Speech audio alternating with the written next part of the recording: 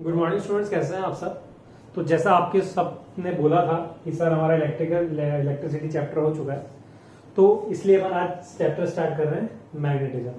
ठीक है, मैग्नेटिज्म की बात करें तो इस चैप्टर में जो अपन सबसे पहले पढ़ेंगे वो है बायो-सावर्ट्स लॉ।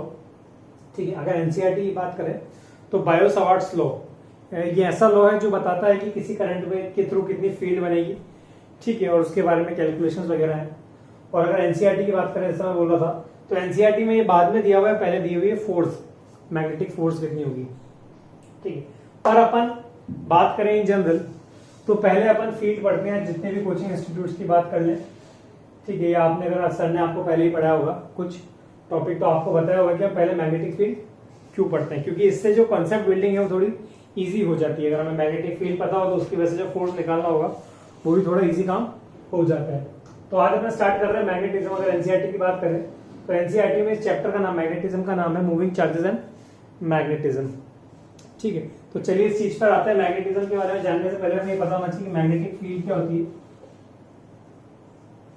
ठीक है, तो पहले एक इंट्रोडक्शन चल रहा है, ऐसा नहीं कि हमने नहीं पढ़ा ये सब चीजें।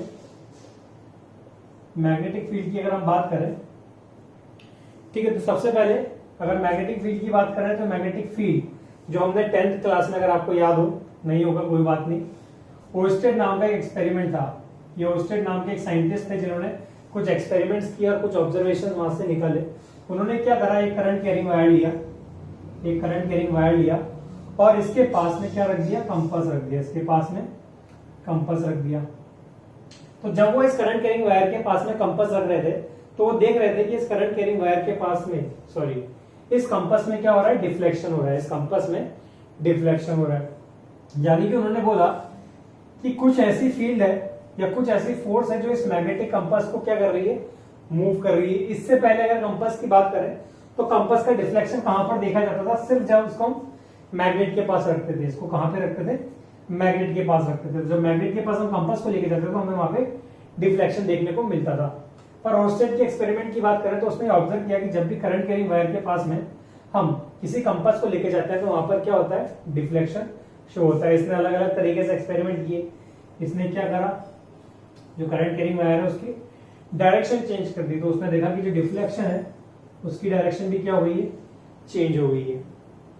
ठीक है, तो उसने यहां से बताया कि ये जो करंट कैरिंग वायर है ये क्या प्रोड्यूस कर रहा है, ये एक फोर्स या एक फील्ड प्रोड्यूस कर रहा है, जिसको इसने नाम दिया क्या, मैग्नेटिक फील्ड, जिसको ओस्टेड ने नाम दिया मैग्नेटिक फील्ड। ठीक है, ओस्टेड के बारे में हम ज्यादा पढ़ेंगे नहीं क्योंकि हमारे कोर्स में है नहीं। इसके बारे में जो भी हमें पढ़ना था वो हम 10th में पढ़ चुके थे। और अगर मेन बात की जाए तो उसने सिर्फ ये बताया था कि मैग्नेटिक फील्ड नाम की कोई चीज होती है। ठीक है, और वो कब आती है, जब करंट कैरिंग वायर को हम कहां पे रख देते हैं, किसी मैग्नेट के पास या कंपास के पास रख देते हैं। ठीक है, अब जो हमारे कोर्स में है वो है बायो-सावर्ट्स लॉ। ठीक है, बायो-सावर्ट्स लॉ तक पहुंचते हैं तो अपन देखते हैं कि बायो-सावर्ट्स लॉ ने क्या बोला, या वहां तक पहुंचने की कोशिश करते हैं। पहले इंट्रोडक्शन जान लें अपन मैग्नेटिक फील्ड का एक बार पूरा, और थोड़ी सी और जो चीजें हैं। ठीक है, मान लीजिए सपोज मैंने एक करंट कैरिंग कंडक्टर लिया। ठीक है, इसमें करंट आई फ्लो हो रहा है। इसके पास में मैंने एक क्यू चार्ज रख दिया, इसके पास में एक क्यू चार्ज रख दिया। अभी जो क्यू चार्ज है ये रेस्ट में है, ये रेस्ट में है। जब मैंने इस चार्ज को इस करंट कैरिंग वायर के पास में रखा तो मैंने देखा कि ये जो चार्ज है इस पर कोई इफेक्ट शो नहीं हो रहा है। इस चार्ज पर कोई इफेक्ट शो नहीं हो रहा है, कोई इफेक्ट शो नहीं हो रहा है, या कोई फोर्स इस पर नहीं लग रही। तो कोई फोर्स इसमें नहीं लग रही, no force acts and it shows no deflection. ठीक है, यानी कि अपनी पोजीशन से कहीं भी नहीं गया, यहीं पे रखा रहा। ठीक है, वापस से करा गया यही एक्सपेरिमेंट। इस बार क्या किया, ये जो करंट कैरिंग वायर है इसके पास में एक मूविंग चार्ज रखा गया, यानी कि moving charge not in rest, moving charge रखा गया। तो जब मूविंग चार्ज रखा गया इसके पास में तो इन्होंने देखा कि यहां पर ये जो चार्ज है जिसको सीधा जाना चाहिए था वो क्या हो गया है, डिफ्लेक्ट हो गया है। वो डिफ्लेक्ट हो गया। उसको जाना कैसे चाहिए था सर, उसको जाना सीधा चाहिए था, पर वो क्या हो गया, अपने पाथ से डिफ्लेक्ट हो गया है। ठीक है, तो यहां पर कुछ ऐसा हुआ है जिसकी वजह से यहां पर इस इस चार्ज पर क्या लग रही है, फोर्स लग रही है। क्या लग रही है, फोर्स लग रही है। यानी कि अब जो चार्ज है वो मोशन में था, मूविंग चार्ज है, और चार्ज क्या हो गया, ये डिफ्लेक्ट हो गया। तो दिस चार्ज गेट्स डिफ्लेक्टेड, ये चार्ज डिफ्लेक्ट हो गया। जब मैंने क्या रखा, मूविंग चार्ज को एक करंट कैरिंग वायर के पास में रखा, तो मैंने देखा कि जो चार्ज है वो क्या हो गया, डिफ्लेक्ट हो गया है। यानी कि ये बात क्या शो कर रही है कि चार्ज डिफ्लेक्ट हो रहा है, यानी कि यहां पर कोई फोर्स एक्ट कर रही है, यहां पर कोई फोर्स एक्ट कर रही है। ठीक है, अभी हम जानते हैं, इससे पहले अगर हम बात करें तो हमने सिर्फ इलेक्ट्रोस्टैटिक जो पढ़ा है चैप्टर 1 और 2, उसमें हम सिर्फ एक ही टाइप की फील्ड को जानते थे जिसका नाम था इलेक्ट्रिकल फील्ड। और इलेक्ट्रिक फील्ड क्या होती थी, हमने देखा था कि सर अगर ये इलेक्ट्रिक फील्ड है और इस इलेक्ट्रिक फील्ड में कोई क्यू चार्ज रखा हुआ है, चाहे वो रेस्ट में हो चाहे वो मोशन में हो, चाहे वो रेस्ट में हो चाहे वो मोशन पे हो, इस इलेक्ट्रिकल फील्ड की वजह से उस पर एक फोर्स लगती थी, that is F equals to QE। F equals to QE, चाहे वो रेस्ट में हो चाहे वो मूविंग पे हो। पर यहाँ पे मैं देख रहा हूं कि जब चार्ज रेस्ट में है तो उस पर कोई फोर्स नहीं लग रही, उस पर कोई फील्ड मतलब कोई फोर्स जनरेट नहीं हो रही है। पर यहाँ पे देख रहा हूं कि जब चार्ज मूविंग कंडीशन में है तो उस पर एक फोर्स एक्ट कर रही है। ठीक है, तो इस फोर्स को क्या नाम दिया गया, इस फोर्स को नाम दिया गया force due to magnetic field. इस फोर्स को नाम दिया गया force due to magnetic field, जो अपन इस चैप्टर में मैग्नेटिक फील्ड पढ़ने के बाद में पढ़ेंगे। जैसा मैंने आपको बताया था कि एनसीईआरटी में ये पहले दिया हुआ है, पर अपन पहले मैग्नेटिक फील्ड पढ़ेंगे और फिर बाद में पढ़ेंगे force due to magnetic field. ऐसा इसलिए कि इससे कंसेप्ट अच्छे डेवलप होते हैं। ठीक है, तो यहां से हमें पता चल गया कि जब भी करंट कैरिंग वायर के पास में क्या रखा हो, पहले तो पोस्टर एक्सपेरिमेंट की बात करें तो वहां से हमारे पास क्या ऑब्जर्वेशन आया था कि जब भी करंट कैरिंग वायर में से, ठीक है, या जब भी किसी वायर में से करंट पास होता है तो वो क्या प्रोड्यूस करता है, मैग्नेटिक फील्ड प्रोड्यूस करता है। क्या प्रोड्यूस करता है, मैग्नेटिक फील्ड प्रोड्यूस करता है। और जब भी किसी, या यूं बोल दीजिए कि इलेक्ट्रिक फील्ड किसकी वजह से है, चार्जेस की वजह से है, तो जो मैग्नेटिक फील्ड है वो किसकी वजह से है, करंट कैरिंग वायर की वजह से है। तो यहां पर आप एक पॉइंट लिख सकते हैं कि current carrying wire produces magnetic field. Current carrying wire produces magnetic field. Current carrying wire produces magnetic field. अगर मैग्नेटिक फील्ड की बात करें, ठीक है, तो मैग्नेटिक फील्ड की ये तो अभी हमारा इंट्रोडक्शन चल रहा है, ये सबको अपन डिटेल में पढ़ेंगे जब हम फोर्स पे जाएंगे। पर क्योंकि हम अभी इंट्रोडक्शन चल रहा है तो कुछ चीज मैं यहीं पे बता देना चाहता हूँ कि अगर मैग्नेटिक फील्ड की बात करें तो मैग्नेटिक फील्ड को कैपिटल B से डिनोट किया जाता है।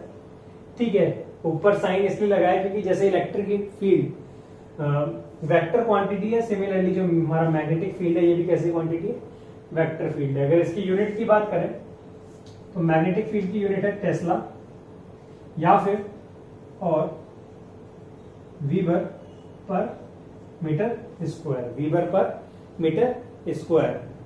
इसके अलावा एक यूनिट और होती है, ठीक है, क्या होती है, वो होती है न्यूटन पर एम्पियर पर मीटर। पर जो हमारे सबसे ज्यादा काम आएगी वो आएगी टेस्ला। ठीक है, चलिए तो अब अपन आते हैं किस पर, बायो-सावर्ट्स लॉ पे। ये इंट्रोडक्शन था बेसिक सा, ठीक है, जो अभी समझ में नहीं भी आया होगा तो भी कोई बात नहीं है, हम जैसे जैसे चैप्टर में आगे बढ़ते जाएंगे वैसे वैसे चीजें क्लियर होती जाएंगी। तो अगर अभी बात करें अपन, तो हमने सिर्फ यहां पर जो चीज समझने की कोशिश की है कि मैग्नेटिक फील्ड कैसे प्रोड्यूस होता है। सर मैग्नेटिक फील्ड प्रोड्यूस होता है जब किसी करंट कैरिंग वायर में से या किसी वायर में से करंट पास होता है, यानी कि जब किसी वायर में से करंट पास होगा तो वो वायर क्या प्रोड्यूस करेगा, मैग्नेटिक फील्ड प्रोड्यूस करेगा। ठीक है, इसके बाद हमने अगर बात करूं मैं, उसके बाद हमने एक एक्सपेरिमेंट किया था जिसमें हम देखा था कि जब मैं एक चार्ज को जिस पे रेस्ट पे है उसको मैंने करंट कैरिंग वायर के पास में रखा तो उस पर कोई फोर्स नहीं लग रहा था, कोई डिफ्लेक्शन नहीं था। और जब मैंने क्या करा, किसी मूविंग चार्ज को करंट कैरिंग कंडक्टर के पास में रखा तो वो डिफ्लेक्शन शो कर रहा था, यानी कि यहां से कुछ ऐसी फील्ड है, कुछ ऐसा फोर्स है जो उस मूविंग चार्ज को क्या कर रहा है, अपनी पोजीशन से, अपने पाथ से डिफ्लेक्ट कर रहा है। ठीक है, यानी कि यहां से एक चीज और क्लियर हो गई कि जो मैग्नेटिक फील्ड है, वो कहां पर वर्क करती है। सर मैग्नेटिक फील्ड की अगर बात करें तो वो सिर्फ कब वर्क करती है, जब वो चार्ज कैसा हो, मूविंग कंडीशन में हो। चार्ज कब हो, मूविंग कंडीशन में। यानी कि यहाँ पर हमने देखा था कि चार्ज रेस्ट पे था, उस पर कोई इफेक्ट नहीं था, किसी भी टाइप पे इफेक्ट नहीं था। पर जो चार्ज मूविंग कंडीशन में था वो क्या हो रहा था, डिफ्लेक्शन हो रहा था उस पर। वो करंट कैरिंग वायर क्या है, फोर्स लगा रहा था, जिस फोर्स को हमने क्या बोला, force due to magnetic field. ठीक है, यहां तक बात क्लियर हो गई होगी। अब आते हैं अपन आगे बायो सवार्ट्स लॉ पे। Biot Savart law, BIOT law. Biot Savart क्या बोलता है कि करंट कैरिंग वायर की वजह से, किसी करंट कैरिंग वायर की वजह से किसी पॉइंट P पर, किसी करंट कैरिंग वायर की वजह से किसी पॉइंट P पर अगर हमें मैग्नेटिक फील्ड फाइंड करना हो, हमें क्या फाइंड करना हो, मैग्नेटिक फील्ड फाइंड करना हो, तो वो इम्पॉसिबल है। तो वो क्या है, इम्पॉसिबल। तो फिर सर हम ये क्यों पढ़ रहे हैं बायो सवार्ट्स लॉ। उन्होंने क्या बोला, उन्होंने बोला कि भाई पूरे वायर की वजह से तो इम्पॉसिबल है, पर अगर हम इसमें से एक एलिमेंटल लेंथ ले लें या एक एलिमेंटल करंट का पार्ट ले लें, तो उसकी वजह से इस पॉइंट P पर मैग्नेटिक फील्ड निकाला जा सकता है। उसकी वजह से इस पॉइंट पर मैग्नेटिक फील्ड निकाला जा सकता है।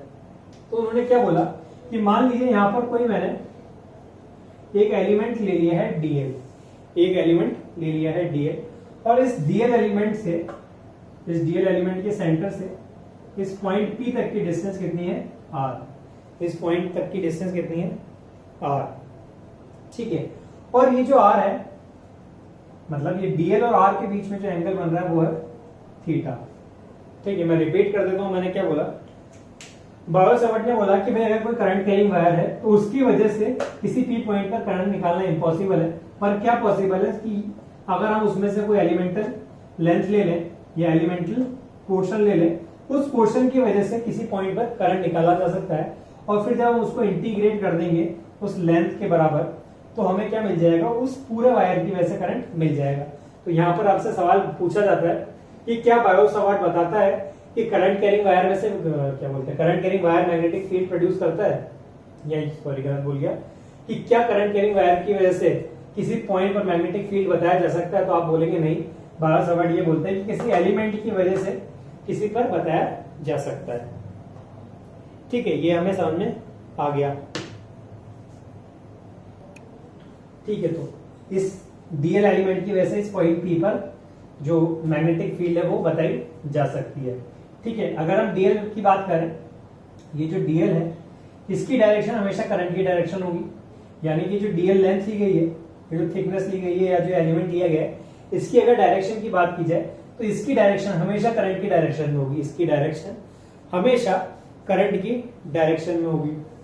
ठीक है, साथ साथ अगर मैं यहाँ पे बताना चाहूँ कि पूरे वायर की क्यों नहीं बताई जा सकती है, पूरे वायर की इसलिए नहीं बताई जा सकती क्योंकि जो मैग्नेटिक फील्ड है, जो मैग्नेटिक फील्ड है वो कैसे क्वांटिटी है सर, वो वेक्टर क्वांटिटी है, और वेक्टर होने की वजह से उसके पास क्या है, डायरेक्शन है। ठीक है, अब हर पॉइंट की बात करें तो हर बार वायर कैसा होगा, अलग होगा। ठीक है, हर बार वायर से इस P पॉइंट की डिस्टेंस क्या होगी, अलग होगी। इस पॉइंट से बात करें तो अलग होगी, इस पॉइंट से बात करें तो अलग होगी, इस पॉइंट से अलग, इस पॉइंट से अलग, इस पॉइंट से अलग होगी।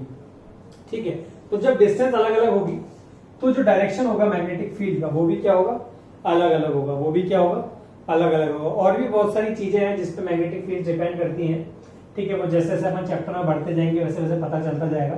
तो बायो सवार्ट ने क्या बोला फाइनली, कि बायो सवार्ट ने बोला कि किसी एलिमेंट की वजह से किसी पॉइंट P पर मैग्नेटिक फील्ड बताई जा सकती है अगर वो DL उस पॉइंट P के साथ कितनी डिस्टेंस पे हो, R डिस्टेंस पे हो, और वो DL उस R के साथ कितना एंगल बना रहा हो, थीटा एंगल बना रहा हो।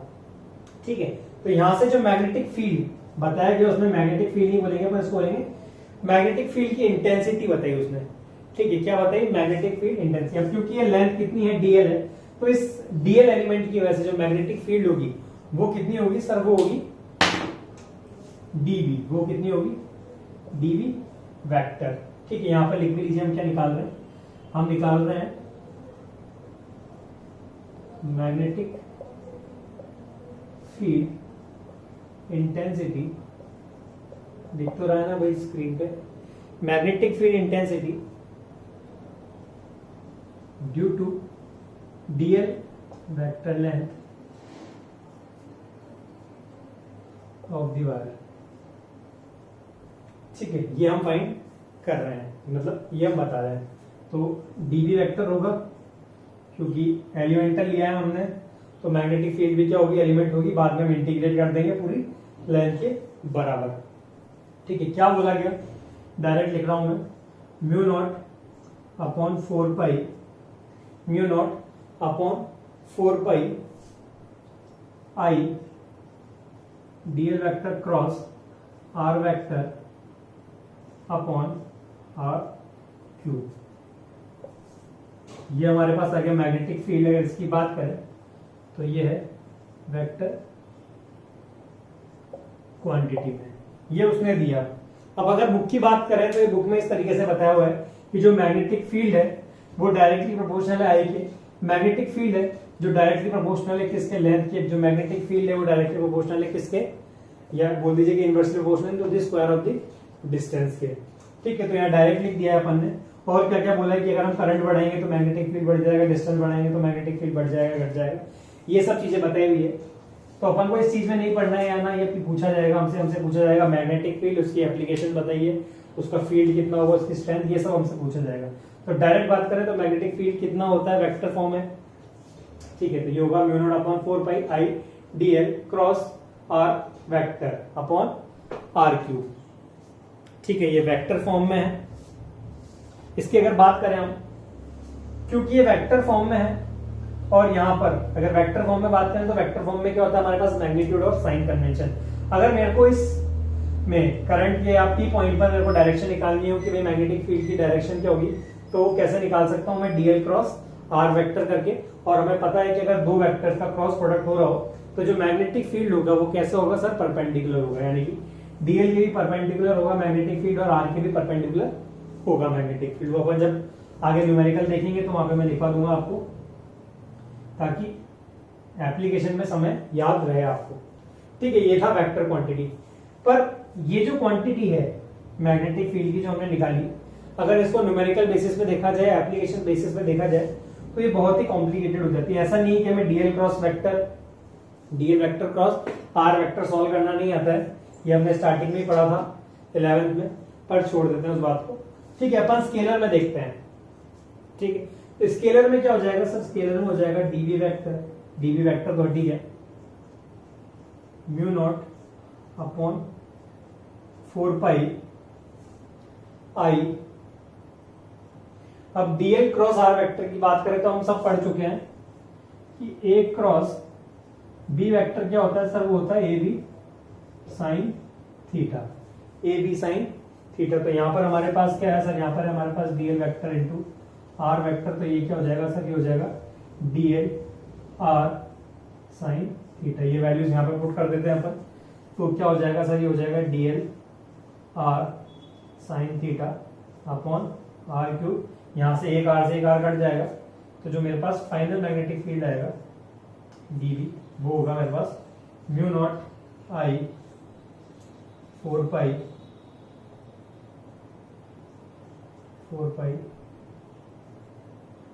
Mu naught I 4 pi DL sine theta upon are square.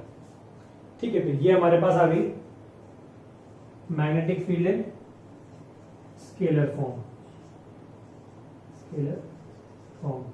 इन दोनों को ही याद रखना है। ठीक है, टू बी रिमेम्बर्ड। ठीक है, वो भूल जाओ एक बार, पर इसको याद रखना है, क्योंकि डायरेक्शन कहां से मिलेगी सर, डायरेक्शन यहीं से मिलेगी। अगर एप्लीकेशन में बात करें तो हम इसको यूज करेंगे, क्योंकि इसको सॉल्व करना क्या है, थोड़ा हमारे लिए सिंपल हो जाता है। ठीक है, अब इसकी बात करें तो क्योंकि ये स्केलर है, क्योंकि ये कैसा है, स्केलर क्वांटिटी है, तो स्केलर क्वांटिटी की अगर हम बात करें तो स्केलर क्वांटिटी के पास क्या होता है, सिर्फ मैग्नीट्यूड होता है। जैसे यहां पर हम देख रहे थे कि सर ये वेक्टर फॉर्म में था, तो इसके पास मैग्नीट्यूड भी था और इसके पास क्या था, इसके पास डायरेक्शन भी था। पर अगर इसकी बात करें तो ये क्योंकि स्केलर फॉर्म में, तो इसके पास सिर्फ क्या है सर, इसके पास सिर्फ मैग्नीट्यूड है, तो हमें डायरेक्शन निकालना पड़ेगा, है ना। तो डायरेक्शन कैसे निकालेंगे उसकी बात करते हैं। पहले यहाँ पर क्या क्या चीजें हैं उसके बारे में जान लेते हैं। तो अगर यहां पर जाने हम तो जो म्यू नॉट अपॉन 4 पाई है, पहले तो बात कर ले म्यू नॉट क्या होता है। जैसे हमने इलेक्ट्रोस्टैटिक्स में पढ़ा था एप्सिलॉन नॉट। एप्सिलॉन नॉट क्या था सर? एप्सिलॉन नॉट था परमिटिविटी। क्या था? परमिटिविटी। वैसे ही यहां पर म्यू नॉट क्या है सर? म्यू नॉट है permeability. Permeability of free space, चाहे तो वैक्यूम बोल दीजिए, चाहे तो एयर बोल दीजिए। ठीक है, अगर यहां पे रिलेटिव दे दिया जाए यानी कि म्यू आर दे दिया जाए तो म्यू आर क्या होगा? यानी कि रिलेटिव परमिटिविटी बोलेंगे इसको। और ये क्या होगा सर? ये होगा म्यू अपॉन म्यू नॉट। ठीक है, इसको बोलेंगे रिलेटिव परमिएबिलिटी। रिलेटिव परमिटिविटी यानी कि किसी और मीडियम के बेसिस पे। ठीक है, इसके बाद अगर हम जो यूनिट मैंने बताई थी म्यू नॉट अपॉन 4 पाई, अगर इसकी बात करें तो ये कांस्टेंट है और इसकी जो वैल्यू है दैट इज 10 की पावर माइनस 7। 10 की पावर माइनस 7 यूनिट्स निकाली जा सकती है। इसकी यूनिट्स क्या होंगी अगर उसकी बात करें तो क्या हो जाएगी? यूनिट हो जाएगी टेस्ला मीटर पर एम्पियर। टेस्ला मीटर पर एम्पियर ये इसकी यूनिट है। अगर मैं बात करूं न्यूमेरिकल्स में तो जहां तक पॉसिबल हो इसको अनटच छोड़ देना है। जहां तक पॉसिबल हो इसको अनटच छोड़ देना है। क्यों? क्योंकि इसकी वैल्यू हमें पता है कितनी होने वाली है फाइनली 10 की पावर माइनस 7। अगर म्यू नॉट की आपसे वैल्यू पूछ ली जाए वैक्यूम या एयर में तो वो क्या आ जाएगी सर? वो आ जाएगी 4 पाई इंटू 10 की पावर माइनस 7 टेस्ला मीटर पर एम्पियर। ठीक है, तो जहां तक भी पॉसिबल हो इस वैल्यू को क्या है हमें अनटच छोड़ देना है। ठीक है, ऐसा यूनिट की मैंने क्या बात करें अब? हाँ, मैग्नेटिक फील्ड की बात करूंगा तो मैग्नेटिक फील्ड की मैंने आपको ऐसा यूनिट बता दी है, चाहे तो वापस लिख लीजिए। मैग्नेटिक फील्ड की यूनिट की बात करें अपन तो वो क्या क्या है सर? वो है टेस्ला। ठीक है, और वीवर पर मीटर स्क्वायर। मोस्टली अपन कौन सा यूज करेंगे? टेस्ला यूज करेंगे। और टेस्ला कहां से आया? टेस्ला आया न्यूटन पर एम्पियर मीटर से। ठीक है, वो जब हम फोर्स पढ़ेंगे तो पता चल जाएगा कि किस तरीके से वैल्यू हमारे पास आई है। ठीक है, जैसा मैं बार बार बता रहा था कि ये जो फॉर्मूला है बायो-सावर्ट्स लॉ ये कहां पर एप्लीकेबल है? तो सिर्फ ये एक एलिमेंटल एरिया के लिए, एलिमेंटल करंट के लिए वैलिड है। ठीक है, ये सवाल बनता है बहुत ही कि ये जो बायो-सावर्ट्स लॉ है कहां पर एप्लीकेबल है? तो ये सब पूरे वायर के लिए नहीं है, केवल एक एलिमेंटल करंट पर ही एप्लीकेबल होता है। ठीक है, और अगर मैं डीएल की लेंथ की बात करूं तो इसकी लेंथ क्या होगी सर? अलोंग दी करंट होगी। तो इसको नोट कर लीजिए दोनों चीजें। क्या क्या मैंने बोला कि ये जो बायो-सावर्ट्स लॉ है ये कहां पर एप्लीकेबल होगा? इस तरह एप्लीकेबल होगा एलिमेंटल करंट के लिए। दूसरा पॉइंट, जो ये डीएल एलिमेंट है इसकी डायरेक्शन हमेशा कौन सी होगी सर? करंट की डायरेक्शन में होगी। ठीक है, ये था बायो-सावर्ट्स लॉ। ठीक है, ये जो दोनों फॉर्मूले हैं याद रखना है। ठीक है, हम जो एप्लीकेशंस में यूज करेंगे वो ये वाला फॉर्मूला करेंगे और उसको कैसे यूज करेंगे वो भी अपन एप्लीकेशंस में देखेंगे। ठीक है, ये वाला फॉर्मूला में याद रखना ही है। ठीक है, चलिए अब देखते हैं कि डायरेक्शन कैसे निकालेंगे। इसको नोट कर लिया होगा आप सबने? चलो,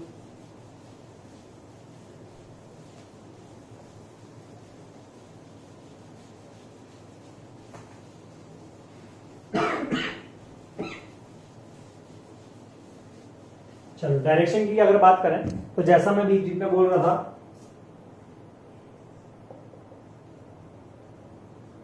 डायरेक्शन ऑफ मैग्नेटिक फील्ड, तो जैसा मैं बोल रहा था डायरेक्शन ऑफ मैग्नेटिक फील्ड जो हमारे वेक्टर फॉर्म लिखा था मैंने अभी।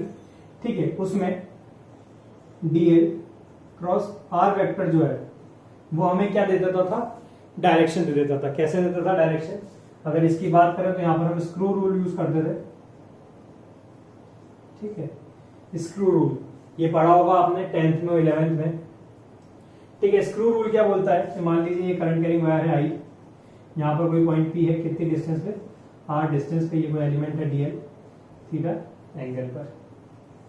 ठीक है, तो ये डीएल वेक्टर और आर वेक्टर के बीच का जो होगा स्क्रू रूल। स्क्रू कैसे होता है कि सर जब हम उसको अंदर की तरफ यानी किसी चीज को टाइट करते हैं स्क्रू से, ठीक है, तो वो हमेशा आगे की तरफ मूव करता है, हमेशा आगे की तरफ मूव करता है, यानी कि इस तरीके से, ठीक है। हाथ का मोशन देख रहे हैं आप, इस तरीके से, ठीक है। तो वो यूज करेंगे हम, डीएल के ऊपर रखा हमने हाथ और इस तरफ आ जाएंगे, ठीक है। डीएल की तरफ और आर की तरफ गए तो ये हमारा स्क्रू रूल है। पर ये थोड़ा कॉम्प्लिकेटेड है और ये हमारे समझ में भी नहीं आता है, ठीक है। तो कौन सा यूज करेंगे, कौन सा यूज करेंगे? यूज करेंगे हम राइट हैंड पाम रूल। क्या यूज करेंगे हम? Right hand palm rule. Right hand palm rule क्या लिखता है, क्या बोलता है, ये बोला है तो शॉर्ट में लिख देता हूं मैं। ये बोलता है कि अगर थंब को हम रख दें in the direction of the current, thumb हम in the direction of current में रख दें, तो जो हमारी कर्लिंग फिंगर्स होंगी, कर्लिंग फिंगर्स यानी घूमती हुई फिंगर्स, कोई नई फिंगर्स नहीं है, कर्लिंग फिंगर्स, जो हमारी कर्लिंग फिंगर्स होगी ये क्या बताएंगी, ये हमें देंगी direction of magnetic field, direction of magnetic, direction of magnetic field B, ठीक है। तो हमें क्या दे देंगी, ये डायरेक्शन दे देंगी। अब कैसे देंगी सर, इसको अप्लाई करके देखते हैं, ठीक है। कभी कभी इसको डायरेक्शन ऑफ मैग्नेटिक फील्ड से ये भी बोलते हैं कि हमें क्या दे देंगी सर, ये हमें दे देंगी पैटर्न, यानी कि gives field line pattern, gives field lines pattern. समझाता हूं अभी मैं सर, ठीक है। चलिए राइट हैंड पाम रूल पे आते हैं। मान लीजिए करंट कैरिंग वायर है, इसमें से आई करंट फ्लो हो रहा है और यहां पर कोई पॉइंट पी है, यहां पर कोई करंट पी है। तो राइट हैंड थंब रूल क्या बोलता है कि आपको अपना राइट हैंड लेना है, आपको अपना राइट हैंड लेना है। अगर ऐसे बात करो तो ये आपका राइट हैंड होगा, ठीक है। राइट हैंड की बात कर रहे हैं, ठीक है। तो राइट हैंड का जो थंब होगा, जो अंगूठा है, उसको कहां पे रखना है सर, करंट की डायरेक्शन में रखना है। उसको कहां पे रखना है, करंट की डायरेक्शन में रखना है। और फिर आपकी जो फिंगर्स है, आपकी जो फिंगर्स है उसको अंदर की तरफ कर्ल्स करना है। तो जिस डायरेक्शन में आपकी फिंगर्स कर्ल होगी, ठीक है, वो डायरेक्शन क्या होगी, मैग्नेटिक फील्ड लाइंस की होगी, वो डायरेक्शन मैग्नेटिक फील्ड लाइंस की होंगी। देख लेते हैं यहाँ पर, मान लीजिए इसी एग्जांपल की बात कर लेते हैं। यहां पर एक करंट कैरिंग वायर दिया है, एक करंट कैरिंग वायर दिया और मेरे से पूछा गया है पी पॉइंट पर मैग्नेटिक फील्ड क्या होगा, पी पॉइंट पर मैग्नेटिक फील्ड क्या होगा। ये पी पॉइंट मान लेते हैं, यहां से आर डिस्टेंस पे है, ठीक है। हमसे पूछा गया कि इस पर कितना मैग्नेटिक फील्ड होगा, उसकी सॉरी कितना तो बाद में निकालेंगे कैलकुलेट करके, क्या डायरेक्शन रहेगी। तो इसकी डायरेक्शन की बात करें तो मुझे क्या करना है सर, मेरा राइट हैंड थंब रूल लेना है। इसको राइट हैंड को मैं इसके पास में लेके जाऊंगा, जिस डायरेक्शन में करंट है उस डायरेक्शन में मैं अपने थंब को कर दूंगा, उस डायरेक्शन में अपने थंब को कर दूंगा और मेरी फिंगर्स जो है उनको इस तरीके से कर्ल करूंगा, इस तरीके से रैप करूंगा, ये इस तरीके से घुमाऊंगा कि वो किस तरफ पॉइंट करे सर, वो जो पॉइंट पे निकालना है उस तरफ पॉइंट करे, ठीक है। तो ये आ गया मेरा thumb in the direction of current. P पे निकालना है तो मेरी फिंगर्स कैसे कर्ल होंगी सर, इस तरीके से होंगी। तो जिस तरफ से आवाज आए, ठीक है, यानी कि बोर्ड से आ रही है, अंदर की तरफ से आवाज आ रही है, तो यहां पर जो मैग्नेटिक फील्ड होगा सर वो कैसा होगा, इनवर्स होगा। कैसा होगा, इनवर्स होगा, ठीक है। यहां पर दो पॉइंट्स यूज होंगे, एक तो डॉट बना के सर्कल, इसका मतलब है कि जो भी चीज है वो बाहर की तरफ आ रही है। जरूरी नहीं है मैग्नेटिक फील्ड के लिए यूज करें, इसको करंट के लिए भी यूज कर सकते हैं और भी बहुत सारी जगह। ये सिर्फ डायरेक्शन बताता है कि जो भी चीज है वो बाहर की तरफ आ रही है। अगर मैं क्रॉस बना के सर्कल बना रहा हूं, इसका मतलब है कि जो भी चीज है वो अंदर की तरफ जा रही है, जो भी चीज है वो कहां जा रही है, अंदर की तरफ जा रही है। तो वापस आते हैं हमारे प्रॉब्लम पे। हमको एक करंट कैरिंग वायर दिया था, पॉइंट पी पर मेरे से मैग्नेटिक फील्ड की डायरेक्शन पूछी थी। तो मैंने क्या किया, मैंने अपने हाथ को लेके गया राइट थंब को, और जिस डायरेक्शन में मेरी फिंगर्स कर्ल हो रही है उस डायरेक्शन में क्या होगा, मैग्नेटिक फील्ड की डायरेक्शन होगी। तो यहाँ पर पॉइंट पी पर फाइंड करना है मैग्नेटिक फील्ड, करंट की डायरेक्शन इस तरफ, मेरी फिंगर्स इस तरफ कर्ल होंगी। तो पॉइंट पी पर बात करें तो यहाँ पर क्या है, इनवर्स। अगर इसी की जगह मेरे से पूछ लेता कि यहाँ पर क्यू पॉइंट पर मैग्नेटिक फील्ड फाइंड कीजिए, क्यू पॉइंट पर मैग्नेटिक फील्ड फाइंड कीजिए, तो अगर यहां से देखें तो मेरी फिंगर्स पीछे की तरफ तो कर्ल हो ही नहीं सकती, ठीक है, ये तो केस ही पॉसिबल नहीं है। तो मेरी फिंगर्स कैसे कर्ल होंगी सर, इस तरफ से अंदर जाएंगी और इस तरफ से बाहर निकल के आएंगी, इस तरफ से बाहर निकल के आएगी, यानी कि बाहर आएगा तो कौन सा साइन लगाना है सर, डॉट लगा के 0, यानी कि अगर यहाँ से मैग्नेटिक फील्ड की बात करें तो वो क्या होगा सर, आउटवर्ड्स होगा। यहाँ से जो B है मैग्नेटिक फील्ड है वो आउटवर्ड्स होगा, और यहाँ पे जो मैग्नेटिक फील्ड होगा वो इनवर्ड्स होगा। चलिए 2-3 एग्जांपल देख लेते हैं इस पे।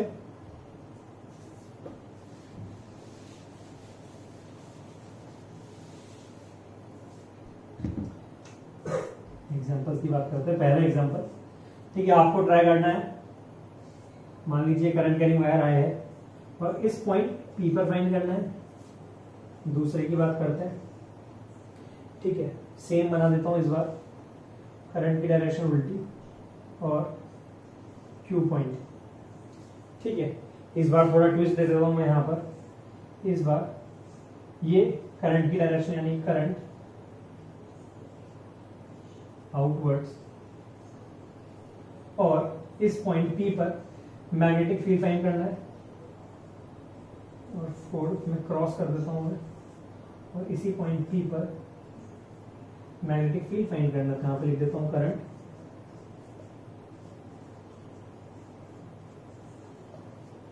ठीक है। ट्राई कीजिए, स्क्रीन को पॉज कीजिए और सॉल्व करने की कोशिश कीजिए।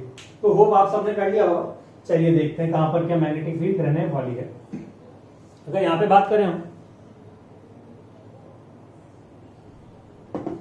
यहां पे बात करें हम, तो क्या बोलता है राइट हैंड का पाम रूल, कि मुझे अपनी फिंगर्स को किस डायरेक्शन में जाना है सर, करंट की डायरेक्शन में, ठीक है। और जिस डायरेक्शन में मेरी फिंगर्स रैप होंगी, जिस डायरेक्शन में मेरी फिंगर्स कर्ल होंगी, उस डायरेक्शन में मैग्नेटिक फील्ड होगा। तो मेरा थंब लेके आऊं मैं, ठीक है, इस तरफ देख रहा हूं मैं, तो इधर कहां पर आ रही है, अंदर की तरफ पर। इधर तो पूछा ही नहीं है, पूछा कहां पर है सर, P पॉइंट पर। तो मुझे क्या करना पड़ेगी, मेरी फिंगर्स यहां से अंदर डालकर और उधर से बाहर निकालनी पड़ेगी। तो हम यहां से देख पा रहे हैं मेरी फिंगर्स किस तरफ कर्ल हो रही है, इधर से बाहर की तरफ। किधर हो रही है, बाहर की तरफ, यानी कि यहां पर अगर मैग्नेटिक फील्ड की बात करें तो यहां से क्या है, B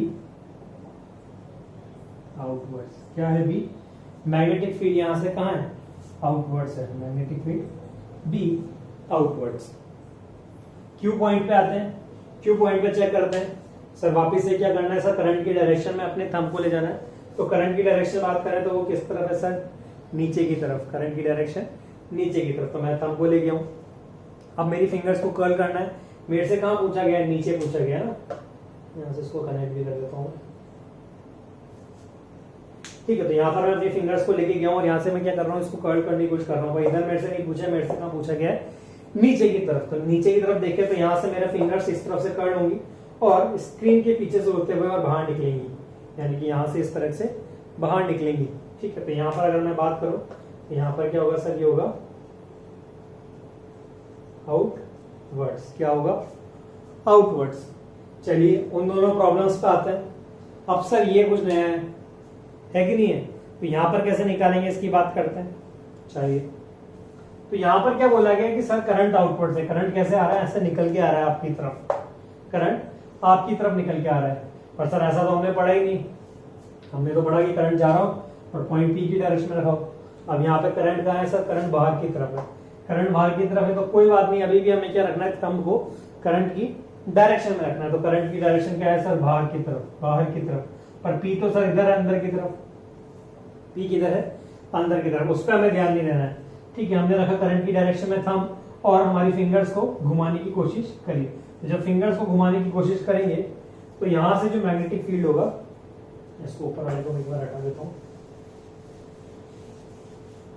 यहां पर जो मैग्नेटिक फील्ड होगा वो कैसा होगा सर, वो कुछ वो कुछ इस तरीके से होगा, वो कुछ इस तरीके से रहेगा। अगर यहां पर बात करें तो यहां पर कहां जा रहा है सर, करंट अंदर की तरफ जा रहा है, करंट अंदर की तरफ जा रहा है। यहां से मैग्नेटिक फील्ड कहां होगी सर, नीचे की तरफ, कहां होगी, नीचे की तरफ। यहां पर अगर आप ध्यान दें तो मैंने जो मैग्नेटिक फील्ड की डायरेक्शन बनाई है, जो मैग्नेटिक फील्ड की डायरेक्शन बनाई है वो कैसी है सर, परपेंडिकुलर है। कैसी है, परपेंडिकुलर। क्यों, क्योंकि मैंने आपको स्टार्टिंग में बताया था कि अगर डीएल क्रॉस आर वेक्टर की बात करें तो इनका जो प्रोडक्ट होगा, इनका जो प्रोडक्ट होगा यहाँ पर क्या है, मैग्नेटिक फील्ड है। इनका जो प्रोडक्ट है वो क्या है, यहाँ पे मैग्नेटिक फील्ड है, ठीक है। क्योंकि ये दोनों वेक्टर्स हैं और इन वेक्टर्स का जब क्रॉस प्रोडक्ट करते हैं तो हमें ये याद होना चाहिए कि जो आंसर होगा जो आंसर होगा वो होता है परपेंडिकुलर, वो होता है परपेंडिकुलर, यानी कि जो डीएल वेक्टर है वो परपेंडिकुलर होगा किसके, बी के, dl perpendicular to B vector, और जो आर वेक्टर है, जो आर वेक्टर है वो भी क्या होगा, परपेंडिकुलर होगा बी वेक्टर के। चाहे तो ट्राई कर सकते हैं यहाँ पर। करंट कहाँ है सर, बाहर की तरफ, करंट बाहर की तरफ, मैग्नेटिक फील्ड नीचे की तरफ, तो दोनों में एंगल क्या हो गया, 90 डिग्री। अगर लेंथ की बात करें, करंट बाहर की तरफ था, रेडियस या डिस्टेंस जो थी इस डायरेक्शन में थी, और जो करंट है, ये जो मैग्नेटिक फील्ड है वो क्या है, उससे भी 90 डिग्री है, तो करंट से भी 90 डिग्री पे, करंट बाहर की तरफ है, वो नीचे की तरफ जा रहा है, डाउनवर्ड। ठीक है, लेंथ की बात करें तो लेंथ इस तरफ है और करंट नीचे की तरफ है, तो तीनों के बीच में क्या है, 90 डिग्री का एंगल है। और यही बात मैंने आपको बताई थी कि अगर डीएल क्रॉस आर वेक्टर की बात करें, यानी कि ए क्रॉस बी की बात करें, तो जो आंसर आता है वो हमेशा क्या होता है, परपेंडिकुलर होता है। सेम यहाँ पर बात करें, करंट कहाँ था, इनवर्स था, ठीक है, तो करंट इनवर्स और ये बाहर की तरफ, तो इनके बीच में 90 डिग्री का एंगल। लेंथ की बात करें तो लेंथ उस तरफ और ये इस तरफ, तो भी 90 डिग्री डायरेक्शन। ठीक है, तो यहां तक तो कोई प्रॉब्लम रहेगी नहीं। ठीक है, ये था हमारे पास Biot Savart's law. Biot Savart's law की बात करें तो क्या था सर, वो था mu naught upon 4 pi I dl cross r vector upon are square, है ना, सॉरी आर क्यूब। और फिर जब हमने उसको फाइंड किया था तो हमारे पास स्केलर में आ गया था, और स्केलर में क्या आया था इसका, स्केलर में आ गया था आर स्क्वायर, मतलब आर स्क्वायर आ गया था नीचे। ठीक है, यहां तक कोई किसी को प्रॉब्लम नहीं है। तो चलिए अब चलते हैं अपन एप्लीकेशन सेक्शन पे। चलिए तो एप्लीकेशन पे आते हैं। होप यहां तक आप सबको समझ में आ गया होगा।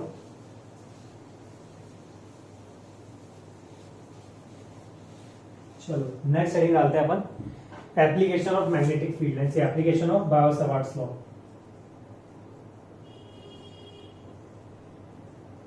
Application of Biot Savart law. इसमें पहला लिखिए आप, magnetic field due to magnetic field due to a finite straight current carrying wire. हमें क्या फाइंड करना है, मैग्नेटिक फील्ड फाइंड करना है finite straight current carrying wire में। चलिए तो स्टार्ट करते हैं। मान लीजिए कि एक वायर है, स्ट्रेट फाइनाइट वायर है, ठीक है, जिसकी लेंथ जो भी हो अभी उसका हमें मतलब नहीं है। ठीक है, इसमें आई करंट फ्लो हो रहा है। हमें किसी पॉइंट पर, कहीं पर भी रैंडम पॉइंट मान लेते हैं कि ये पी पॉइंट है, इस पर क्या फाइंड करना है सर, इस पे मैग्नेटिक फील्ड फाइंड करना है। तो हम क्या करेंगे, यहाँ पर जो मैं बोल रहा हूँ पॉइंट्स पे फोकस कीजिएगा कि जो करंट कैरिंग वायर है उससे पी पॉइंट में मैग्नेटिक फील्ड निकालना है। तो हम क्या करेंगे, इस करंट कैरिंग वायर से इस पॉइंट पी पर एक परपेंडिकुलर लाइन ड्रॉ करेंगे, एक परपेंडिकुलर लाइन ड्रॉ करेंगे। फर्स्ट स्टेप है कि क्या करना है सर, एक परपेंडिकुलर लाइन ड्रॉ। तो ये ऑलमोस्ट एक परपेंडिकुलर लाइन बन गई है। ठीक है, इसको और इसके बीच की जो डिस्टेंस है उसको मान लीजिए ए है, ए लेंथ की डिस्टेंस है जो कि परपेंडिकुलर है किसके, वायर के, और मतलब करंट के और पॉइंट पी के। ठीक है, अब क्या करना है, अब जो नेक्स्ट स्टेप है, ये जो पी पॉइंट है, जो एक ही बात करेंगे, हमने रैंडम ले लिया है। अगर किसी फिक्स पॉइंट पे ले लेते तो एक फिक्स आंसर आता, पर हमें एक जनरल टर्म चाहिए, तो हमने किसी रैंडम पॉइंट पे ले लिया है। एक फाइनाइट वायर था जिसके किसी एक रैंडम पॉइंट पर हमने ले लिया है। ठीक है, अब मुझे क्या करना है, नेक्स्ट काम आपके पास जो रहेगा वो ये रहेगा कि इस पी पॉइंट को दोनों एंड से ज्वाइन करना है, दोनों एंड से ज्वाइन करना है। तो दोनों एंड से ज्वाइन करते हैं अपन।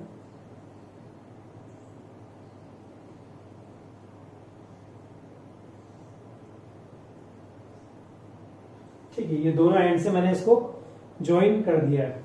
ठीक है, एक एंड ये आ गया हमारे पास, एक एंड ये आ गया, और इनसे ज्वाइन कर दिया है। दूसरा काम, सॉरी तीसरा क्या काम करना है कि इन एंगल्स को नाम दे देना है। यानी कि जो ऊपर वाले एंड के साथ एंगल बना रहा है उसको मैंने नाम दे दिया, मान लीजिए φ1, और नीचे वाले एंगल को मैंने नाम दे दिया है φ2। ऊपर वाले एंगल को नाम दे दिया है φ1, नीचे वाले एंगल को फाई 2। अगर फाई 1 और फाई 2 की बात करें तो ये दोनों एंगल्स कहां से मेजर हो रहे हैं सर? ये अपोजिट साइड में हो रहे हैं, यानी कि ये पी पॉइंट को हम ओरिजिन मानेंगे, ठीक है। इससे जो भी एंगल ऊपर की तरफ होगा, इस पॉइंट से जो भी एंगल ऊपर की तरफ होगा उसको हम पॉजिटिव मानेंगे, और जो एंगल नीचे की तरफ होगा वो नेगेटिव होगा। तो अगर ऊपर की बात करें तो वो पॉजिटिव फाई 1 है, और नीचे की बात करें तो वो नेगेटिव फाई 2 है, ठीक है। चलिए यहां तक तो कोई दिक्कत नहीं है। अब आते हैं हमारी प्रॉब्लम पे। पहली तो सर इस पॉइंट पर डायरेक्शन फाइंड की जा सकती है। हाँ सर, राइट हैंड लगाना है पाम रूल, करंट की डायरेक्शन ऊपर, पी पॉइंट इस तरफ है, तो मैग्नेटिक फील्ड की डायरेक्शन कहाँ होगी सर? इनवर्ड्स, यानी कि यहाँ पर अगर मैग्नेटिक फील्ड की डायरेक्शन निकाली जाए तो वो कहाँ पर है सर? इनवर्ड्स, ठीक है। पहला काम खत्म। अब काम बचा सिर्फ मैग्नीट्यूड का, ठीक है। तो अगर बायो सवार्ट्स की बात करें तो बायो सवार्ट क्या कहता है कि पूरे वायर की वजह से तो मैग्नेटिक फील्ड निकाला नहीं जा सकता, पूरे की वजह से मैग्नेटिक फील्ड तो नहीं निकाला जा सकता। तो हम क्या करते हैं, किसी एल लेंथ पे, यहां से मान लीजिए इस एल लेंथ पर एक एलिमेंट करंट मान लेते हैं, एक करंट एलिमेंट मान लिया हमने डीएल, ठीक है। इसके सेंटर से इस पॉइंट को ज्वाइन कर देते हैं, ठीक है। और ये जो एंगल भी बना रहा है होरिजन के साथ, इसको हमने नाम दे दिया थीटा, इसको हमने नाम दे दिया थीटा, ठीक है। यहां तक कोई प्रॉब्लम नहीं है। अब आते हैं हमारे फॉर्मूले पे। हमारा फॉर्मूला क्या बोलता है, तो इसको दो पार्ट में बांट कर लेते हैं। हाँ, तो यहां से स्टार्ट करके वहां पे कंटिन्यू कर देंगे। तो जो हमारा फॉर्मूला है वो क्या है सर? क्योंकि एलिमेंट की वजह निकाल रहे हैं तो डी भी निकलेगा, और स्केलर फॉर्म में कर रहे हैं तो कांस्टेंट की वैल्यू बात करें u0 अपॉन 4 पाई, करंट कितना है I, लेंथ कितनी है dl, ठीक है, dl साइन थीटा, साइन। अब थीटा की बात करें तो सर जब हमने देखा था, ये जब हमने बात करी थी तो थीटा एंगल कौन सा था? इसको r बोल देते हैं, बताना भूल गया मैंने यहाँ पे। ये जो लेंथ है dl और p के बीच की, ये r है, ठीक है। तो हमने बात करी थी यहाँ पे जो साइन के साथ एंगल आता है वो कौन सा आता है? डीएल और आर का, ठीक है। डीएल क्रॉस आर वेक्टर की बात करते हैं अपन, तो जो एंगल आएगा वो किसके बीच में आएगा? डीएल और आर के बीच में, ठीक है। तो ये एंगल थीटा, ये यहाँ से परपेंडिकुलर है, तो ये एंगल कितना हो गया सर? ये एंगल हो गया ये थीटा, तो ये हो जाएगा 90 माइनस थीटा। होगा या नहीं होगा? बिल्कुल होगा, ठीक है। तो यहाँ पर तो थीटा की वैल्यू आई होगी sine 90 minus theta upon are square, upon are square, ठीक है। यहां तक किसी को कोई प्रॉब्लम नहीं है। तो ये हमने लिख दी एक बेसिक फॉर्म, ठीक है। पर इसको सिंप्लीफाई करना सर हमें तो फाइनल आंसर चाहिए, क्या आएगा, ठीक है। अब यहां बात करते हैं कि सर थीटा क्यों लिया गया? हमने तो वहां पर इसको थीटा लिया था, ठीक है। तो इस चीज को समझते हैं, मेन चीज यहां पर यही है। अगर इसको थीटा लेता मैं, इस पॉइंट को थीटा लेता, तो ये वैल्यूज क्या होती? सिर्फ लेंथ को एडजस्ट करती, सिर्फ लेंथ को एडजस्ट करती है ना, ये लेंथ को नहीं बोलते, तो ये इस गैप को बताती सिर्फ। पर अगर मैं इस थीटा को बात करूं, इस थीटा की बात करूं, तो ये जो थीटा है ये यहां से लेके और यहां तक वेरी करेगा।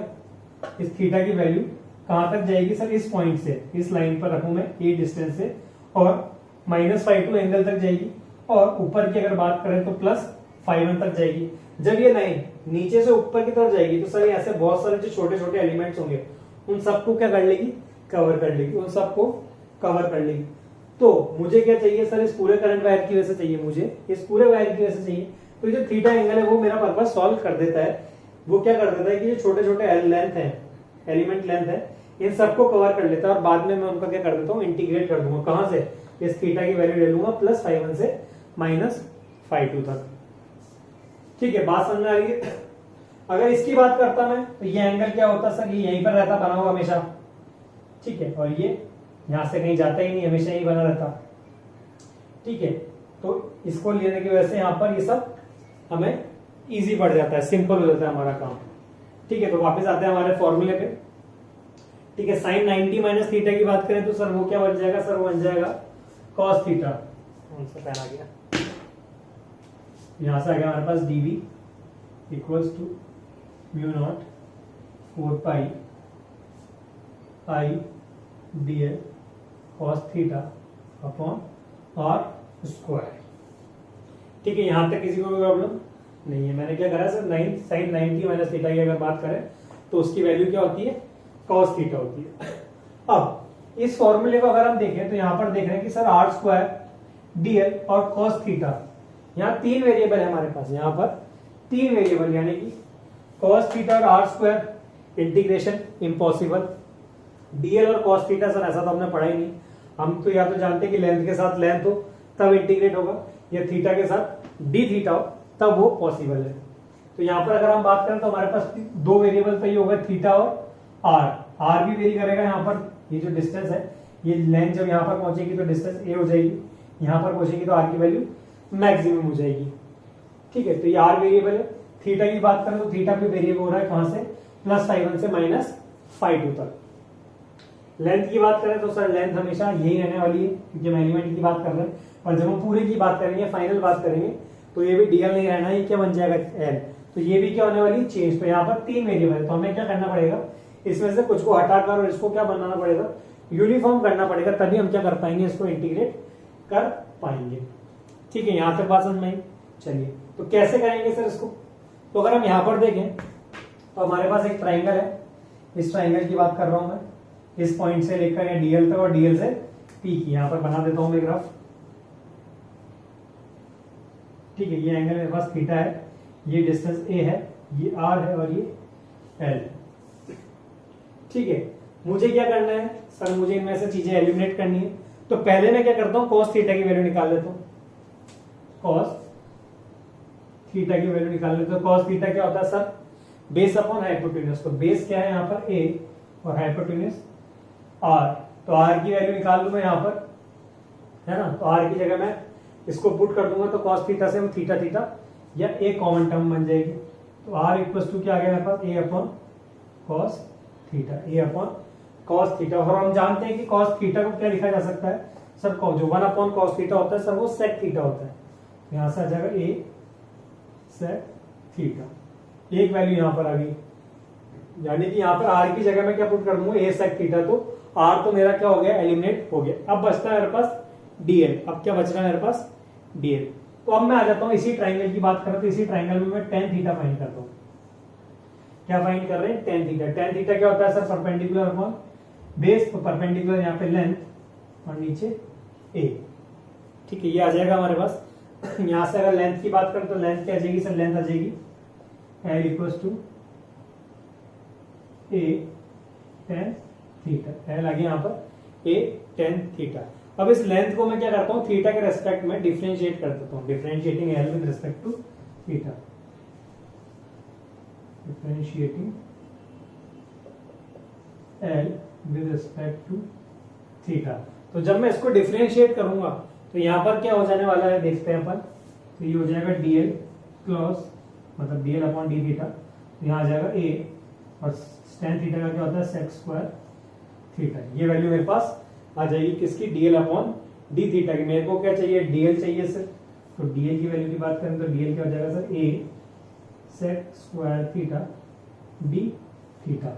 अब एक वैल्यू तो मेरे पास ये आ गई जो डीएल को थीटा में कन्वर्ट कर देगी, एक वैल्यू आ गई जो आर को थीटा में कन्वर्ट कर देगी। इन दोनों वैल्यूज को उठाकर मैं कहां पर रख दूंगा, उस फॉर्मूले में पुट कर देता हूं। तो डीवी की बात करें अपन, DV mu naught upon 4 pi I, DL की जगह वैल्यू पुट कर देते हैं अपन, A sec square theta D theta, और बाहर की तरफ हमारे पास क्या बचता है, कॉस थीटा। डीएल की जगह वैल्यू पुट करिए और cos theta as it is.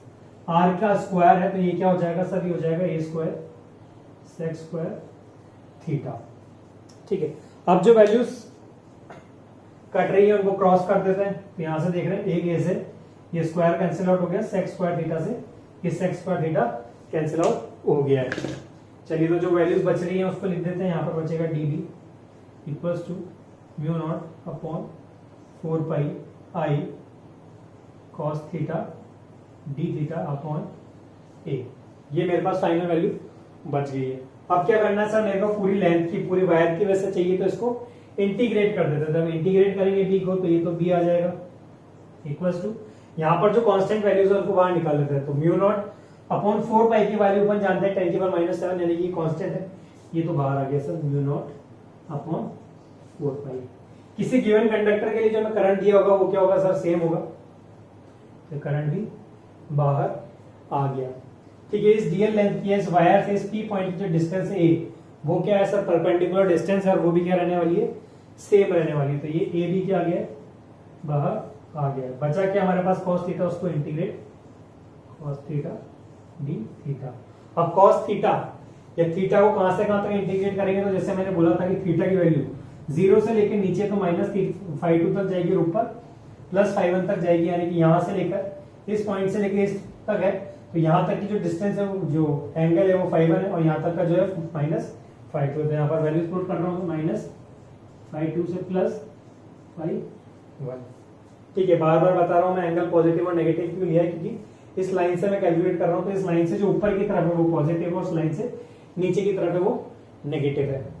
ठीक है, इन दोनों पॉइंट्स को अभी हम आगे प्रॉब्लम्स देखेंगे, जब ये हमें हर बार हमारे हिसाब से ज्योमेट्री सोचनी पड़ेगी, सिमेट्री हमें बनानी है। तो ये ध्यान रखना, हमें जो एंगल्स है ϕ1 ϕ2 ये θ1 θ2 आप जो भी ले रहे हैं, ठीक है, ये हमेशा अपोजिट डायरेक्शन में होंगे, हमेशा अपोजिट डायरेक्शन में होंगे, यानी कि ये ऊपर है तो ये नीचे है। ठीक है, तो कंफ्यूज करने के लिए एग्जाम में वो तुम्हें दोनों एक तरफ देता है, पर हमें उसको क्या करना पड़ेगा, सही करना पड़ेगा, और उन दोनों की डायरेक्शंस क्या करनी पड़ेगी, सेम करनी पड़ेगी। ठीक है, तो यहां तक अपन आ गए। क्या आ गया हमारे पास, b = μ0I upon 4 pi a cos theta D theta integrating from -θ2 to +θ1। इसको इंटीग्रेट करेंगे तो cos थीटा का क्या होता है सर, sin थीटा, ये सब जानते हैं इंटीग्रेशन। तो यहाँ पर आ गए b हमारे पास क्या आ गया, μ0I अपॉन 4 पाई a, और इसको इंटीग्रेट करेंगे तो हमारे पास आएगा sin थीटा, जो कहां से है, -ϕ2 से +ϕ1। वैल्यूज पुट कर देते हैं, b = μ0I 4 पाई a, यहाँ पर आएगा sin θ1 मतलब ϕ1 सॉरी, माइनस sin -ϕ2। अब यहाँ पर अगर हम देखें तो मैंने वैल्यूज पुट कर दिए, sin ϕ1 माइनस sin -ϕ2। तो माइनस, अगर sin -ϕ2 की बात करें तो वो क्या होता है सर, -sin ϕ2 होता है, यानी कि ये क्या करेगा सर, ये माइनस साइन को बाहर निकाल देगा। तो ऊपर मैं यहाँ पर लिख देता हूँ थोड़ा साफ करके, फाइनल जो हमारे पास आंसर आएगा वो क्या आएगा सर, वो आएगा हमारे पास b, वेक्टर तो है नहीं है, स्केलर फॉर्म में लिख रहे हैं, μ0I अपॉन 4 पाई a, यहां से हमारे पास बचेगा क्या, sin ϕ1 प्लस sin ϕ2, और यही हमारा क्या है, फाइनल रिजल्ट है, यही हमारा फाइनल रिजल्ट है। ठीक है, तो आप सबको समझ में आओगे किस तरीके से हमने वैल्यू निकाली है। ठीक है, कुछ चीजें जो मैं यहाँ नोट कर रहा था या बार बार बोल रहा था वो यहाँ पर लिख भी देता हूँ। मैग्नेटिक फील्ड की अगर डायरेक्शन की बात करें तो हमने निकाल लिया है क्या है सर, मैग्नेटिक फील्ड की डायरेक्शन, सर मैग्नेटिक फील्ड की डायरेक्शन इनवर्ट्स है। ठीक है, करंट की डायरेक्शन में हाथ रखना है राइट हैंड रूल, और जिस डायरेक्शन में मेरे फिंगर्स कर्ल होंगे, यानी पॉइंट की तरफ मेरे को फिंगर कर्ल्स करनी है, तो अंदर की तरफ मेरा क्या है, मैग्नेटिक फील्ड की डायरेक्शन है। ठीक है, ये आ गया। कुछ पॉइंट जो यहाँ पर नोट करने के हैं, जो मैं बार बार बोल रहा था कि जो ए पॉइंट है या जो ए डिस्टेंस है, ये जो ए डिस्टेंस है ये क्या है, परपेंडिकुलर डिस्टेंस है। ए इज अ परपेंडिकुलर डिस्टेंस, ये हमेशा परपेंडिकुलर डिस्टेंस है। ठीक है, ए को ध्यान रखना, ए क्या है सर, जो करंट कैरिंग वायर और पॉइंट पी को ज्वाइन करने वाली जो स्ट्रेट लाइन है, जो परपेंडिकुलर लाइन है, वो हमारे पास यहाँ पर क्या है, ए है। ठीक है, सेकंड पॉइंट जो मैं बार बार बोल रहा था ϕ1 और ϕ2 के बारे में, जो ϕ1 है और जो ϕ2, आप कुछ भी ले सकते हैं, θ1 θ2 अल्फा बीटा, ये आपके ऊपर एकदम। ठीक है, तो अगर इसकी बात करें तो ये हमेशा मेजर होते हैं अपोजिट डायरेक्शन में, ϕ1 ϕ2 are measured in opposite direction. Opposite direction से मैंने बताया आपको कि अपोजिट डायरेक्शन क्या होगी, ϕ1 की डायरेक्शन ऊपर की तरफ है हॉरिजॉन्टल से, ϕ2 की नीचे की तरफ है, यानी एक पॉजिटिव और एक नेगेटिव है, तो दोनों की डायरेक्शन क्या हो गई है, अपोजिट हो गई है। और अगर इनकी डिस्टेंस की बात करें तो इसका जो मेजर किया जाएगा, measured in opposite direction from perpendicular line. From perpendicular line. ये इस पॉइंट पर ध्यान देना कि जो φ1 φ2 है इसको हमेशा कहां पे मेजर करना है सर, इस परपेंडिकुलर लाइन से मेजर करना है। ऐसा नहीं है कि आप आर से मेजर करने लग गए, ठीक है। तो इस चीज पे ध्यान देना है कि φ1 और φ2 कहां से मेजर होंगे सर, इस परपेंडिकुलर लाइन से हमेशा मेजर होंगे, ठीक है। तो ये था आपके पास किस तरीके से मैग्नेटिक फील्ड निकालते हैं किसी finite state current carrying wire पे। चलिए कुछ न्यूमेरिकल्स देख लेते हैं इसमें, ठीक है। अगर इसकी बात करें तो स्टैंडर्ड है, एग्जाम में पूछा जाता है, ठीक है। तो चलिए न्यूमेरिकल पे आते हैं अपन। इसको इरेज कर देता हूं मैं।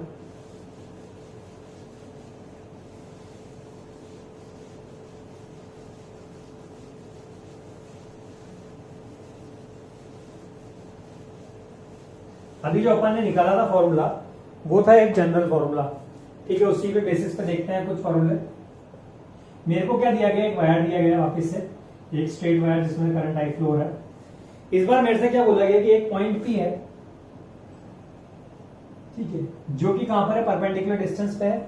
और ये जो परपेंडिकुलर डिस्टेंस है दैट इज दिस डिस्टेंस, ये मेरे को दी हुई है 10 यूनिट, जो भी हो भी 10 मान लेते हैं, 10 यूनिट, ठीक है। करंट की बात करें तो वो 2 एम्पियर फ्लो हो रहा है, ठीक है, 2 यूनिट, ठीक है। और मेरे से बोला गया कि जो एंगल बना रहा है, यानी कि इस पॉइंट से जो एंगल बना रहा है और इस पॉइंट से जो एंगल बना रहा है दैट इज φ1 और φ2। तो जो यहाँ पे φ1 दिया हुआ है मेरे को, φ1 की वैल्यू मेरे को दी हुई है 45 डिग्री और φ2 की वैल्यू भी दी हुई है मेरे को 45 डिग्री। यानी कि ये कौन सा केस है, अगर हम बात करें, ठीक है, ये केस है जब जो पॉइंट पी हो उस फाइनाइट वायर के कहां पर हो, एकदम सेंटर में हो, उस फाइनाइट वायर के एकदम सेंटर में हो।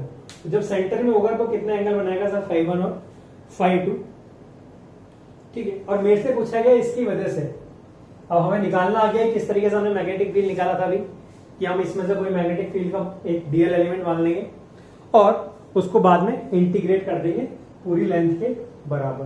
तो हमने रिजल्ट तो निकाल ही लिया कि हमारे पास रिजल्ट आ गया था sir μ0 upon 4 pi 1 upon a और साइन क्या बोलते हैं φ1 प्लस साइन φ2, ठीक है। तो वही फॉर्मूला यहाँ पे यूज करना है। तो डायरेक्ट निकाल कर तो मैग्नेटिक फील्ड क्या होगा सर, मैग्नेटिक फील्ड की बात करें वो होगा sir constant as it is μ0 upon 4 पाई।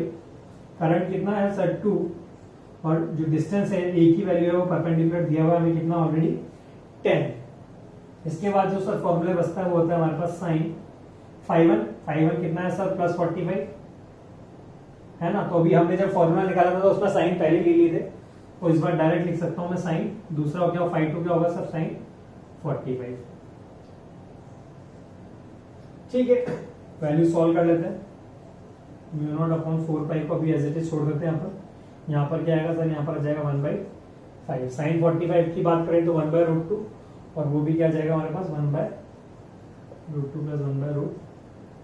तो 1/√2 1/√2 क्या हो जाएगा सर 2√2, √2 कॉमन और ऊपर ऐड हो जाएगा, तो आ गया μ0 अपॉन 4 पाई इंटू 1/5 इंटू 2√2, ठीक है। इसको सॉल्व करेंगे और हमारे पास क्या आ जाएगा, फाइनल आंसर आ जाएगा। तो क्या आंसर आएगा देख लेते हैं यहाँ पे एक बार। इस 2 से तो इसको तो एज इट इज छोड़ देते हैं फिलहाल अपन, ठीक है। तो μ0 अपॉन 4 पाई की बात करें तो इसकी वैल्यू हमें याद है कितनी होती है, 10 की पावर -7। यहाँ पर जो हमारे पास आंसर आएगा वो आएगा 2 अपॉन, या ऊपर हम √2 कर देते हैं, √2/5 इंटू 10 की पावर -7 टेस्ला मीटर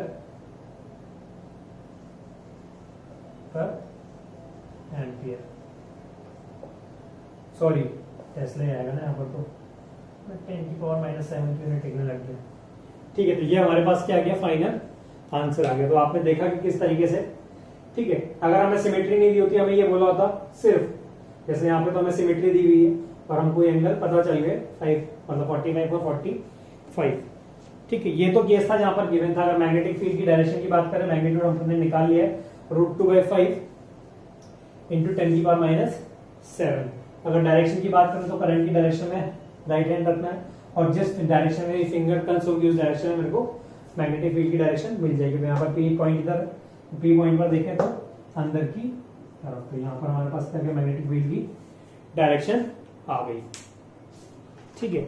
चलिए और देखते हैं। प्रॉब्लम्स किस किस तरीके की बनती है।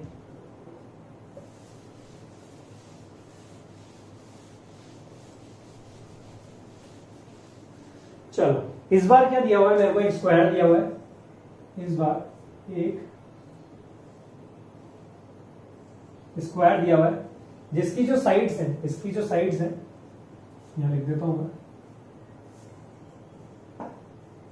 Square of side A, square of side A है, और यहां पर सेंटर में एक पॉइंट पी दिया हुआ है, सेंटर में बोल रहा हूं मैं, ठीक है। इस पे हमको क्या फाइंड करना है, मैग्नेटिक फील्ड फाइंड करनी है। इस पर हमको मैग्नेटिक फील्ड फाइंड करनी है, ठीक है। तो अगर बात करें तो ये डिस्टेंस भी ए है, ये भी डिस्टेंस ए है, ये भी डिस्टेंस ए है, और ये भी डिस्टेंस ए है। अगर इस डायग्राम की बात करें तो ये क्या है सर, ये है हमारे पास स्क्वायर। अगर करंट की डायरेक्शन की बात करें तो करंट की डायरेक्शन इस तरह से मान लेते हैं अपन, ठीक है। तो अगर करंट की डायरेक्शन निकालनी हो हमें, तो करंट की डायरेक्शन तो हमें यहाँ पे गिवन है आई, ठीक है। मैग्नेटिक फील्ड की डायरेक्शन की बात करें तो पहला मैग्नेटिक फील्ड की डायरेक्शन निकाल लेते हैं। करंट की डायरेक्शन में मेरे को राइट हैंड रखना है और थंब मेरे को करंट की डायरेक्शन में पॉइंट कर देना है। फिर जिस डायरेक्शन में मेरी फिंगर कर्ल्स होंगी उस डायरेक्शन में मैग्नेटिक फील्ड होगी। तो इधर बात करें तो इधर पॉइंट नहीं है, पॉइंट का है अंदर, तो इधर से क्या होगा सर, बाहर की तरफ। इधर बात करें तो सर इधर ही बाहर की तरफ आएगा, इधर ही बाहर की तरफ, और इधर से बात करें तो भी बाहर की तरफ। तो यहाँ पर अगर मैग्नेटिक फील्ड की बात करें तो सर कहां पर है सर, वो आउटवर्ड्स है। वो कहां पर है, आउटवर्ड्स। चलिए अब पी पॉइंट की बात करते हैं। अगर इस स्क्वायर की बात करें तो इसकी स्क्वायर के हर साइड का एंगल कितना होता है सर, इसकी हर साइड का एंगल होता है सर 90 डिग्री। और अगर इसके डायगोनल्स की बात की जाए तो सर इसके डायगोनल्स भी एक दूसरे को कहां पर इंटरसेक्ट करते हैं सर, 90 डिग्री पे। यानी कि अगर इस स्क्वायर की बात करूं मैं, ठीक है, तो ये एंगल, ये एंगल, ये एंगल, ये एंगल, ये सब 45 है। और इसके डायगोनल्स की बात करूं तो ये डायगोनल्स भी एक दूसरे को कहां पे कट करते हैं, 90 डिग्री पे कट करते हैं, ठीक है। चलिए तो निकाल लेते हैं इस पॉइंट से। पहला काम तो सर ये जो करंट कैरिंग वायर है उससे एक परपेंडिकुलर डिस्टेंस लेनी है। तो इस पॉइंट से ये परपेंडिकुलर डिस्टेंस हो गई, ठीक है। इस परपेंडिकुलर डिस्टेंस को मैं बोल देता हूं डी, कोई प्रॉब्लम नहीं, ठीक है, फॉर द टाइमिंग। और दोनों एंड से मैं इसको ज्वाइन कर देता हूं, ठीक है। दोनों एंड से मैंने ज्वाइन कर दिया। तो मैं जैसे बताया कि दोनों डायगोनल्स कितने मीट करते हैं, 90 डिग्री पे मीट करते हैं। और ये पॉइंट पी कहां पर है, सेंटर पे। तो ये जो एंगल बनाएगा यहाँ पर भी कितना होगा सर, 45 डिग्री का। यहाँ पर भी कितना एंगल होगा, 45 डिग्री का, ठीक है। और क्या चाहिए मुझे सर, मेरे को ए मिल गया, मतलब वायर की टोटल लेंथ है मेरे पास ए है। तो अगर यहां से यहां तक की बात करूं तो सर ये लेंथ a/2, यहां से यहां तक की बात करें तो a/2। इस पॉइंट की बात करें, इस पॉइंट की, और इस वायर की अगर लेंथ की बात करें तो सर वो डी है, वो मेरे को पता नहीं है। तो जो सबसे पहला काम करना है मुझे वही निकालना है।